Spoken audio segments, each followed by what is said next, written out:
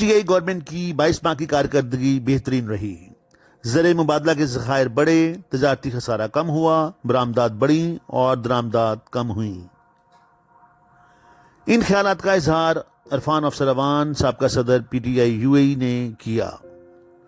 انہوں نے کہا کہ عمران خان نے اپنی دور اندیشی اور جہد مسلسل سے وطن عزیز کو دیوالیہ پن سے بچایا۔ اچھا کرپشن کی ہے، جب وہ پی ٹی آئی کی گورنمنٹ کو تنقید کا نشانہ بناتے ہیں تو اس کا مطلب یہی ہے کہ پی ٹی آئی صحیح کام کر رہی ہے۔ میں یہ بالکل یہاں نہیں کلیم کروں گا کہ پی ٹی آئی 100% ڈیلیور کر رہی ہے جیسے اسے کرنا چاہیے۔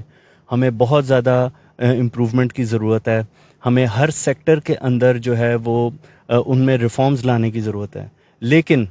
جہاں تک کہ سمت کا تعلق ہے اس میں الحمدللہ ہم بالکل صحیح سمت میں جا رہے ہیں۔ بھی UAE نے ریسنٹلی آپ نے دیکھا ہوگا کہ ٹریول ریسٹرکشن لگا دی ہے، اور ساتھ ہی ساتھ ہم ایک یہی سجیسٹ کریں گے اپنی پاکستانی کمیونٹی کو کہ جن کے پاس ریزیڈنس یا ورک ویزا ہیں وہ برائے کرم ملک نہ جائیں۔ اس کی وجہ یہ ہے کہ وہاں سے واپس آنے کی کسی قسم کی کوئی گارنٹیز نہیں ہے، اور جس طریقے سے چیزیں بہت جلدی ڈیٹوریٹ ہو رہی ہیں اور جیسے تبدیلی بہت جلدی آ جاتی ہے کوئی بھی نئے میجر کیسز لے کر کورونا کے یا پھر دوسرے معاملات کو دیکھ کر، تو اس صورت میں بہتر ہے کہ ایسے انسرٹنٹی کے حالات میں ہمیں تھوڑا سا تحمل مزاجی سے کام لینا چاہیے۔ سمجھتا ہوں کہ کوئی بھی حکومت ہو، نہ صرف پی ٹی آئی بلکہ کوئی بھی حکومت ہو، ان کو اپنے